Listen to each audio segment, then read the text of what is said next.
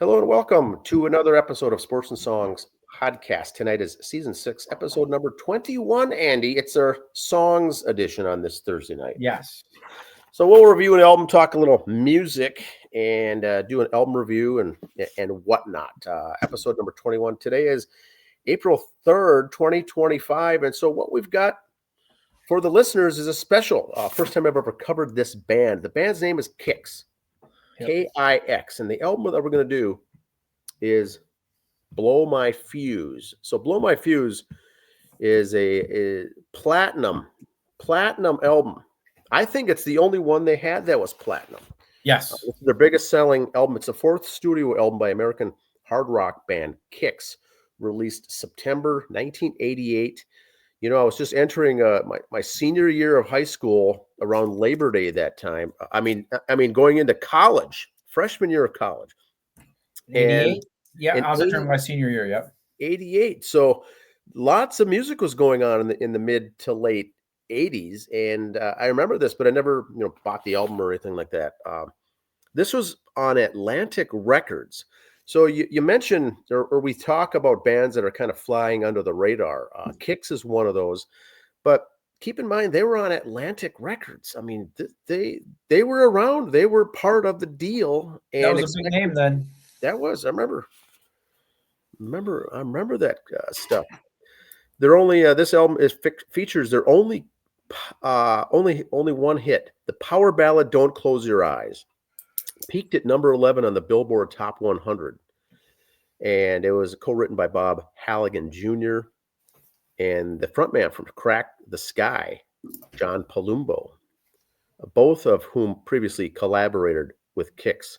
This is certified platinum. It took until the year 2000, Andy, before it got certified platinum. Here is the track listing. And I've got some notes here as well because it's 10 songs. They're very good. There's only one power ballad that became huge. Of course, it took off. I'm sure it was very popular at the high school dances and whatnot, as power ballads are. But you and I are both more fans of the rock stuff, and this is pretty good. I listened to this this week. Song 1, Red Light, Green Light, TNT. Pretty good song there. Next one is Get It While It's Hot. Get It While It's Hot. This was their first single from the album. There's a pretty good music video that goes along with it. I recommend watching that as well. Next song is No Ring Around Rosie. Next song is Don't Close Your Eyes. Don't Close Your Eyes was the third single released. Now, interesting there enough, I couldn't find a music video for that. Is there a music video for Don't Close Your Eyes? I've seen it, yeah. You have? Okay. I believe so, yes. I looked around today, didn't see it I was on YouTube. Music, did not see that. That's the power ballad. Very good. You're all going to know it. We covered this on a previous episode of One Hit Wonders. This is the song. Next song is She Dropped Me the Bomb. Next song is Cold Blood. That's my favorite song. That's the one. I think, okay, Cold Blood, favorite song. Very good music video for this. This was not released as a single, but this is an excellent song, excellent music video. I think it's almost got a Poison sound to it. Yep. Maybe I don't know if that's good or bad. It's lead singer does sound like Bret Michaels to some extent on this song. The other songs I think sound a lot like Warrant, Firehouse, Slaughter, kind of in that realm. Get your thoughts on that later. Yeah. Next song is Piece of the Pie. Next song is Boomerang. Next song is Blow My Fuse. Another very good music video. This was the second song released as a single. And then Dirty Boys. Dirty Boys sounded to me like it should have been on an old Ted Nugent or Damn Yankees. Doesn't it kind of sound like that? Yeah. So 10 songs, no instrumentals. They're all 3-4 minutes long. It's 40 minutes and 23 seconds, Andy. What's your thoughts on that? Yeah, Don't Close My Eyes is kind of the power ballad on there. Kix is one of those bands where they're the glam metal, but not really, because they didn't have as much neon colors. They were, I kind of put them in the same umbrella, the same category as a Firehouse, stuff like that, where it was just good rock and roll. Got it. Little poppy, like Poison was, but Poison with the flashy colors. But Kix, Firehouse, stuff like that. Those groups are going blank on other names for examples right now, but those guys they had the long hair. White Lion would be in there. Oh yes, It was good music, good rock music, kind of poppy. I think if it wasn't for heavy metal, they could have been rock and roll and been okay. They kind of turned it up a little bit more on the guitar, grew the hair a little longer, so they were hair metal. So the genre here says glam metal and hard rock. I think that's fair. Yeah, they're right in that sandwich. I guess hair metal. Some people use that term. And their previous album was Midnight Dynamite that came out in '85. That's the one that really launched them as far as a career, was really huge. And then Blow My Fuse took it to the next level. Now, the album that came after this in 1991 was Hotwire.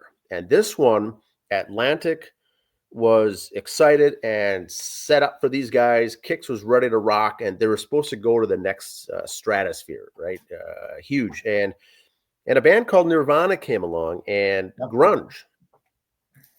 These guys, hate to say it, but Kix got rolled up in that wave, and the whole music scene disappeared. Yeah, they got lost in the shuffle. They got just kind of like the end of Warrant, kind of got lost in that. Okay. Skid Row, some of their other stuff coming out after I got lost in that grunge thing. If you go back and look for it, Dog Eat Dog by Warrant, that one by Kix, they're really good albums. They just got lost in the wave. Lost in the shuffle. And by this time, the A&R, the radio people are moving over. The A&R guys, the radio stations, they were all pushing. They all switched over to the new sound, and there wasn't any of this left. This album, I think, is a very good album. There's only a couple, maybe one weaker song on it. The rest I thought were good. The music videos are good. The sound, the producing is very good, very clear, very clean. Tom Weirman, Dwayne Braun, and John Purdell on the producing. And Kix back then, when they started out, they've been around since the mid-'70s. Yes. And they have been around, which I did not know either. Very good following in Maryland, Pennsylvania, some areas. These guys are huge, and they have a huge, big following. We're in the Midwest here, and Kix never really took off, I don't think. And I'm interested in getting to learn some more about their music. Here's the personnel. Steve Whiteman, lead vocals. Ronnie 1010, Youngkins, guitar. Brian Damage, Forsyth, guitar.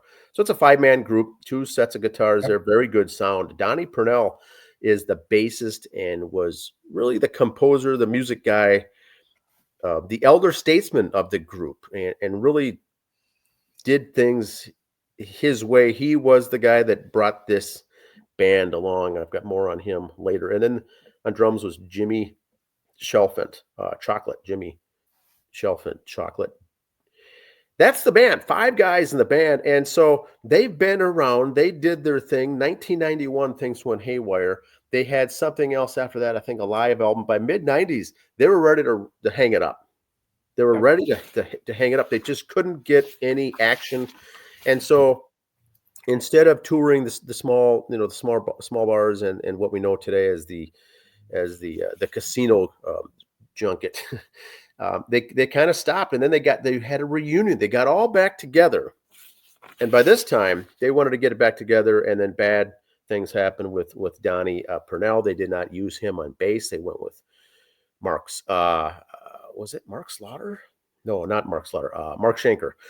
Yep. Schenker comes in as bass, and which led to all this friction and bad, hard feelings with Donnie being left behind, who kind of was the long mainstay guy with the band, and led them in another direction. They had a good success to some extent on some new music, new albums and whatnot. And it was only till 2023 before the band hung it up. We're in 2025. Andy, that was 2 years ago when they said, we're going to be done performing. But they have almost a cult-like following, Kix does, and some serious hardcore followers, like true fans. I'm talking true fans. So yep. Any more on that? Can you think of, here in the Midwest, we didn't have that. I didn't. The 2 members of the band, Jimmy Shop, the drummer, Jimmy, Shelfant. Shoffett and Steve Whiteman, they, in 1987, did backup vocals on Twisted Sister's Love Is for Suckers Okay. album, along with Kip Winger. So they had connections with other bands. They did other things. They did some backup stuff here and there. I know they did other bands. They were respected amongst other bands, if you will. Yes. I liked them. They were kind of, like I said, you always said they were a Midwest thing. Kind of like for the longest time, Soul Asylum here was just a big Minnesota thing. And then, the one album made them big, but then it was back to Minnesota stuff. Yeah, I really do appreciate Kix. I like their stuff. It's not really driving music or workout music, but if you're doing a light workout, it's good music. If you're doing the football player workout, no. If you're a fat guy like me trying to stay in shape, yeah.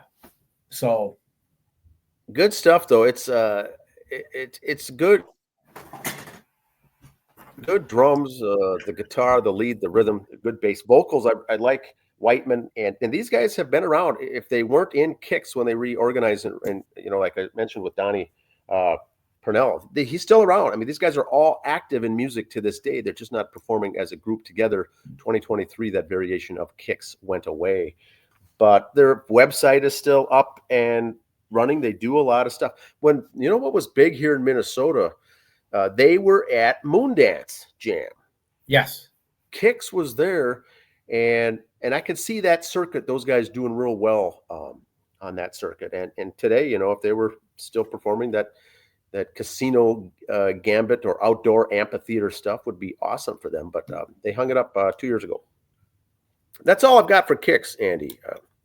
All right, here we go with my little corner of the world here. Here we go. Whoops. There we go.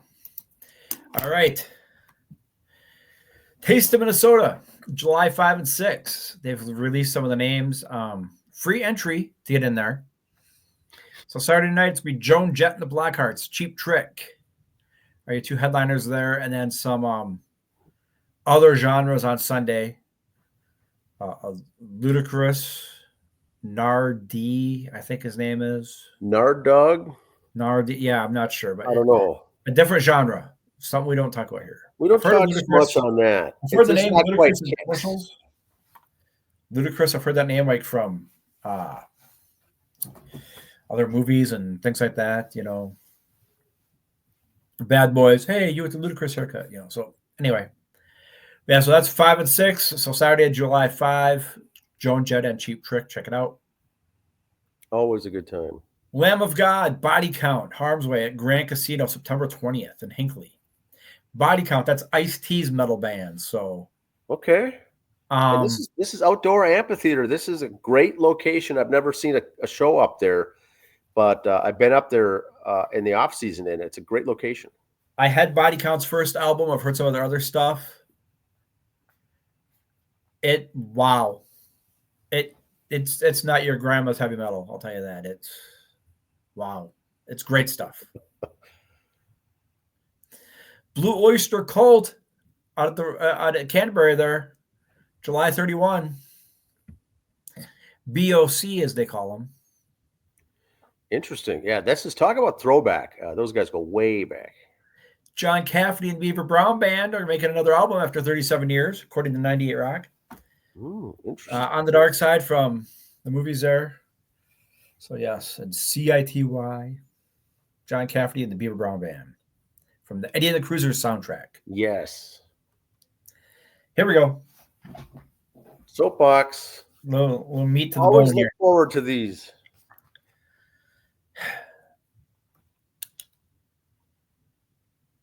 Oh, no. Stop it. Here's Mr. Simmons' quote. Fans who purchased to be the $12,500 Be My Roadie for a Day package for Gene Simmons canceled solo tour dates are apparently still waiting for news on refunds. In the past, Gene has shared his thoughts about refunds, saying, if you're looking for a refund, you're in the wrong place. We deliver. We don't apologize for changing what we're worth or for charging what we're worth. Well, Gene, you were worth nothing, so you canceled. Let's see, here's the thing. And here's a little economics 101 for you. Lots of people paid to do this. Gene's sitting on that money, drawing interest on it right now because he's no idiot. It's not just sitting checks in a drawer somewhere.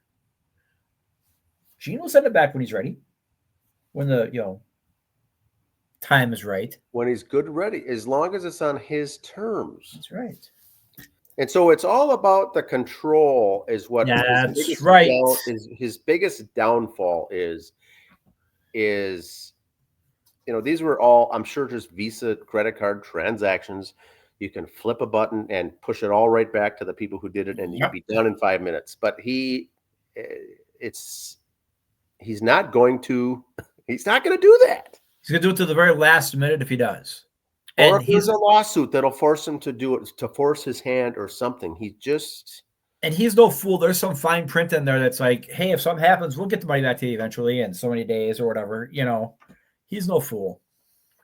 And now also Kiss, by the way, said their shows are doing in Vegas, because they stopped.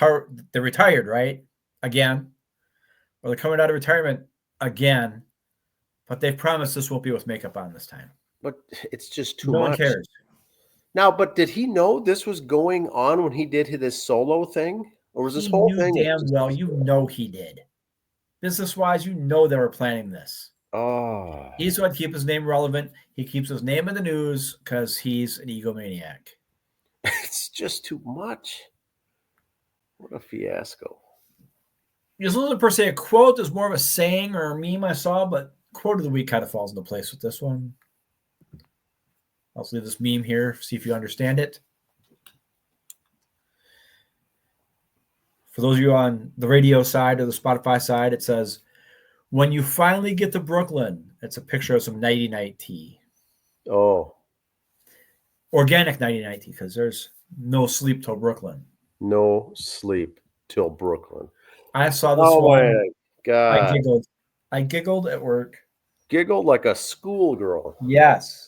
Concerning where I work, that didn't come out very well. People were giving me dirty looks, but I can imagine. They got over it. And one more thing.